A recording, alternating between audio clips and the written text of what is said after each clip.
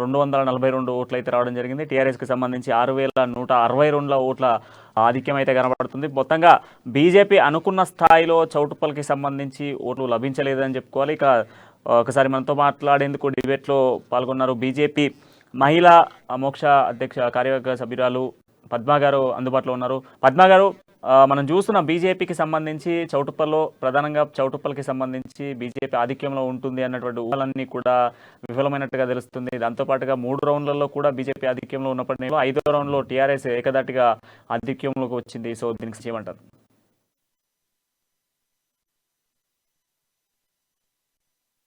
ఈ ఎలక్షన్ ఎంత హోరాహారిగా జరుగుతుందో చూస్తున్నాం. ఫస్ట్ రౌండ్ నుంచి సెకండ్ రౌండ్ నుంచి కూడా కైండ్ ఆఫ్ ఫైట్ అనేది చాలా కనిపిస్తుంది. డెఫినెట్గా చౌటుప్పల్లో మేము అనుకున్న దానికన్నా కొంచెం తక్కువ వచ్చింది మాకు majority, but we expected that. అంటే చాలా టైట్గా ఉంటుంది అనేది తెలుసు. వాళ్ళు అంటే టీఆర్ఎస్ పార్టీ వాళ్ళు ప్రభుత్వానికి పార్టీకి సంబంధం లేకుండా అధికార యంత్రాంగం మొత్తం అక్కడ కదిలి రావడం, ఎమ్మెల్యేలు, ఎంపీలు, జెడ్పీ చైర్మన్లు, ఎమ్మెల్సీలు ప్రతి ఒక్కళ్ళు అక్కడ తిష్ట వేసి ఆల్మోస్ట్ ఎవ్రీ 100 మంది ఓటర్లకు ఒక పర్సన్ ఇన్ఛార్జ్ లాగా వాళ్ళు చేశారు ఈ ఎలక్షన్. సో అది వాళ్ళు ఎంత ప్రలోభాలకి గురి చేసినా ఏదైనా కూడా ప్రజలు ఇంత హోరాహారిగా ఫైట్ జరుగుతుంటేనే అర్థం ఏంటి అంటే ప్రజలకి బీజేపీ పట్ల ఎంత నమ్మకం ఉంది, అట్లాగే ఈ పాలన పట్ల ఎంత అసహ్యం ఉందనేది కూడా తెలుస్తుంది. మీరు యువత కానివ్వండి, మహిళలు కానివ్వండి, ఇప్పుడు కాంగ్రెస్ అభ్యర్థి మహిళా అభ్యర్థి అయినా కూడా మహిళా ఓట్లు పెద్దగా చీలలేదు. అంటే మా క్యాండిడేట్ మహిళ కాబట్టి మహిళకి వేద్దామన్న ఇది కాకుండా వాళ్ళు అంటే టీఆర్ఎస్కి ప్రత్యామ్నాయం బీజేపీ అనేది విశ్వసించారు. అందువల్లే మనం ఇంత హోరాహారి ఫైట్ చూస్తున్నాం. అంటేనే ఫలితాలు అంటే మన చేతుల్లో ఉండవు బేసికలీ. బట్ ఇంత హోరాహోరీ ఫైట్ ఉంది అంటే అర్థం ప్రజలు బీజేపీని ప్రత్యామ్నాయంగా చూస్తున్నారు. బలమైన ఫైట్ బీజేపీ మాత్రం ఇవ్వగలదు టీఆర్ఎస్ అనేది ప్రజలు బలంగా విశ్వసించారు. ఇది దుబ్బాక ముందు నుంచి కూడా మేము చెప్తున్నది ఇదే. ప్రజలు ఏ ఎలక్షన్కి ప్రత్యేకంగా చూడాలండి. అయితే ఈ ఎలక్షన్ మనం బహుశా భారతదేశ చరిత్రలోనే ఇంత ఖర్చు పెట్టిన ఎలక్షన్ కానీ, ఇంత అధికార దుర్వినియోగం చేసిన ఎలక్షన్ కానీ ఇంకొకటి లేదు. మేము అనుకున్న దానికన్నా కొంచెం తగ్గిందని మా అభ్యర్థి చెప్పారు. బట్ అయినా కూడా మేము ఎక్కడ నిరాశ చెందట్లేదు. మాకు ఇంకా బలం ఉన్న మండలాలు ఉన్నాయి. డెఫినెట్గా మాకు రిజల్ట్ ఆశ్చర్యజనకంగా ఉంటుందనేది నా ఉద్దేశం. మీరేమంటారు? అంటే బీజేపీ ఒక్క మండలంలో పోయినంత మాత్రాన మిగతా 5 మండలాలకు సంబంధించి ఆధిక్యంలో ఖచ్చితంగా బీజేపీ వస్తుంది. సో కొన్ని ప్రాంతాలలో కూడా బీజేపీకి మంచి క్యాడర్ ఉంది అంటూ మా పద్మా గారు మాట్లాడుతున్న మాటలకు మీరేమంటారు? తేడా లేదని అక్క పద్మక్క గారు అంటున్నారు. కానీ ఈరోజు ఒక్క మండలం మీద వాళ్ళు ఎంత ఆశలు పెట్టుకున్నారు, వాళ్ళ ఆశలు ఏ విధంగా గల్లం చేశారు ప్రజలు అని చెప్పేసి ఈరోజు మనం చూడవచ్చు. ఈరోజు మన బీజేపీ మన పద్మక్క గారు మాట్లాడుతూ ఈరోజు మేము అనుకున్నంత స్థాయిలో మేము ఆశించినంగా రాలేదు అని అంటున్నారు కదా.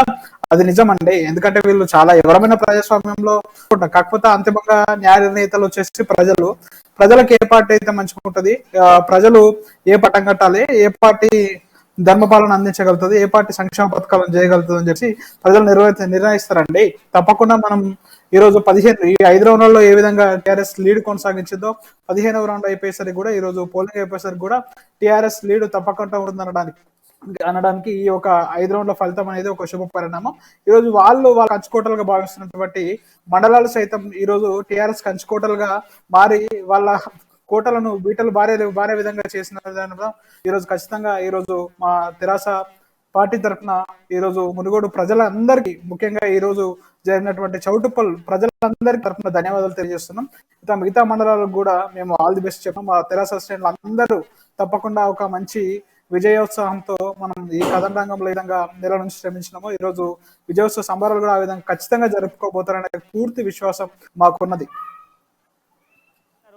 ఈ ఉప ఎన్నిక అనేది దాదాపుగా కూడా మునుగోడు నియోజకవర్గం కావచ్చు, తెలంగాణ రాష్ట్రంతా కూడా దేశవ్యాప్తంగా కూడా దీని వైపు చూస్తుంది.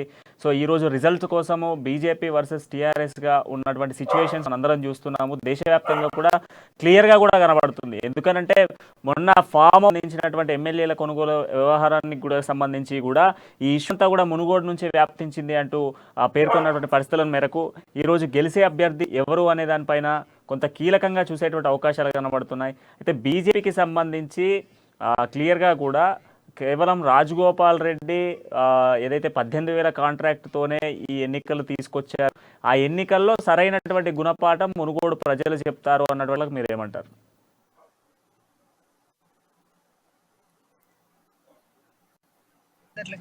చెప్పదలుచుకున్నాను, సంక్షేమము అభివృద్ధి అనేది ఏ ప్రభుత్వానికైనా రెండు కళ్ళలాగా ఉండాలి. ఇక్కడ మీరు సంక్షేమం ఇస్తున్నారు, బాగానే ఉంది, కానీ అభివృద్ధి మాట ఏంటి?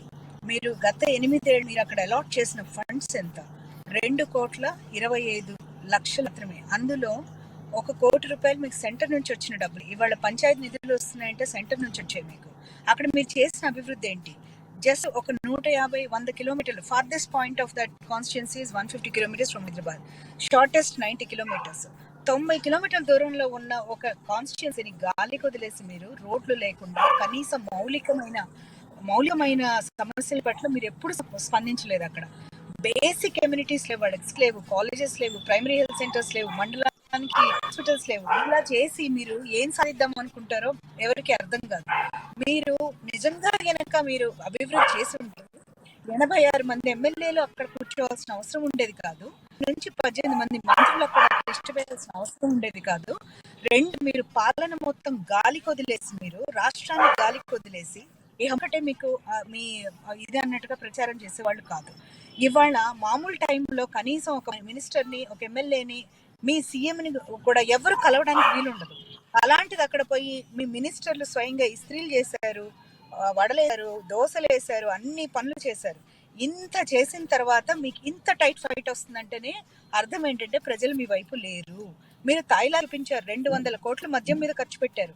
అదే 200 కోట్లు మీరు అభివృద్ధి మీద చేస్తుంటే మీకు ఇట్లా ఉండవు ఫలితాలు, వేరే విధంగా ఉండేది, స్వీప్ అయి ఉండేది. ఎప్పుడైనా కూడా బై ఎలక్షన్లో అధికార పార్టీకి ఎడ్జ్ ఉంటుంది, ఎందుకంటే అధికార యంత్రాంగం వాళ్ళ చేతిలో ఉంటుంది.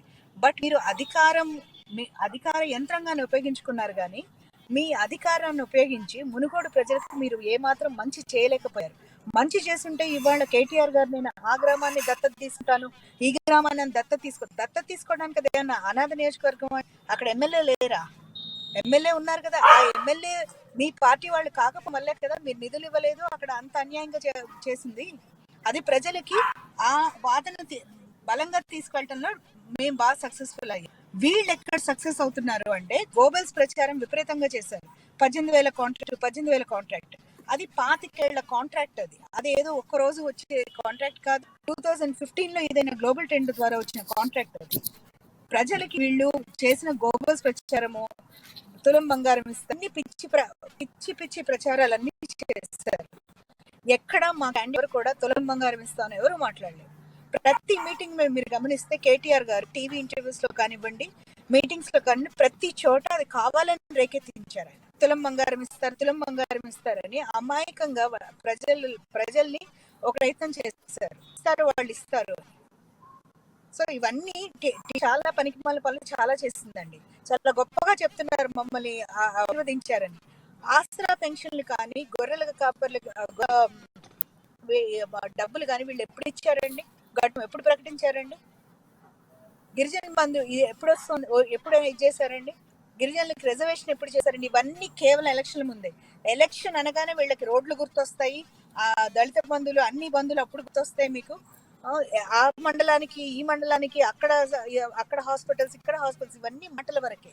వీళ్ళు చేసే ప్రభుత్వం కాదనేది ప్రజలకు అర్థమైంది. ఆ పాయింట్ చాలా క్లారిటీగా మేము డ్రైవ్ చేయగలిగాము. That is our success. మేము మొదటి నుంచి చెప్పినట్టుగానే బీజేపీయే బలమైన ప్రత్యర్థి, బలమైన ప్రత్యామ్నాయం అని మేము మొదటి నుంచి చెప్తున్నాం. అది క్లియర్గా ఈ ఎలక్షన్స్లో కనిపిస్తుంది. మీకు ఓటింగ్ ప్యాటర్న్ బట్టి చూస్తేనే మీకు తెలుస్తుంది.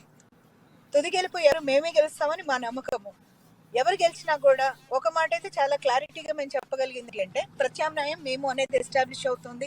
At the same time Congress లేదు అని చెప్పాము, అది ఎస్టాబ్లిష్ అవుతుంది.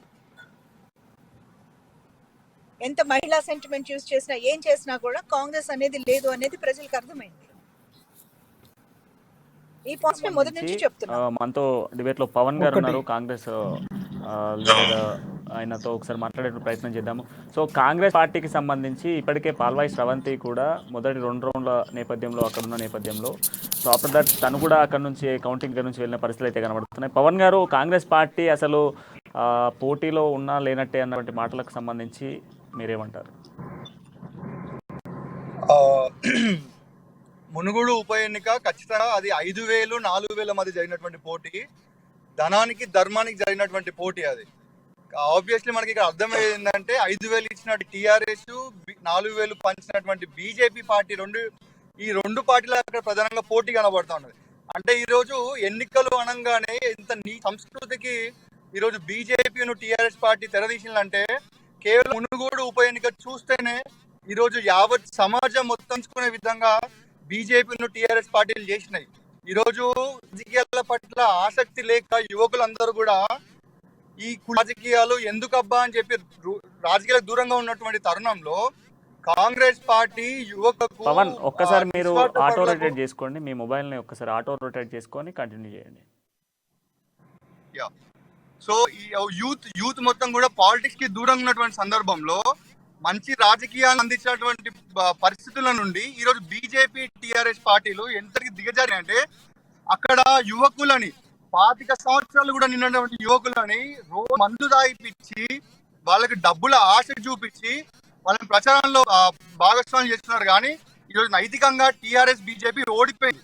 అక్కడ కాంగ్రెస్ మాత్రమే, అక్కడ కాంగ్రెస్ పార్టీ అభ్యర్థి మాట్లాడినటువంటి ప్రసంగాలు చూడండి, మీరు వాళ్ళు మాట్లాడినటువంటి స్పీచ్లు కానీ వినండి, ప్రచారంలో చూపించిన స్పీచ్ వినండి. ఈరోజు యువకుల భవిష్యత్తు నాశనం కాకుండా మీరు డబ్బులు కానీ మద్యం పంచకుండా ఎన్నికలు చేయమని చెప్పి సవాలు విసిరితే ఈ 2 పార్టీలు ఆ సవాలును స్వీకరించకుండా పారిపోయి అడ్డదారుల్లో ప్రజాస్వామ్యాన్ని కూనీ చేసే విధంగా 5,000, 4,000 డబ్బులు ఉంటూ ఈ రోజు ఎన్నికలను చాలా దిగజారేటువంటి పరిస్థితి తీసుకున్నాయి. ఈ రోజు బీజేపీ నాయకులు చెప్తా ఉన్నారు రాజగోపాల్ రెడ్డి గెలుస్తారంట. రాజగోపాల్ రెడ్డి ఎవరు అసలు? రాజగోపాల్ రెడ్డి ఇంతకుముందు ఏ పార్టీలో ఉండే? బీజేపీ పార్టీకి అక్కడ దిక్కు ముఖం లేనటువంటి పార్టీ అది. మునుగోడు కంచుకోట కాంగ్రెస్ పార్టీ.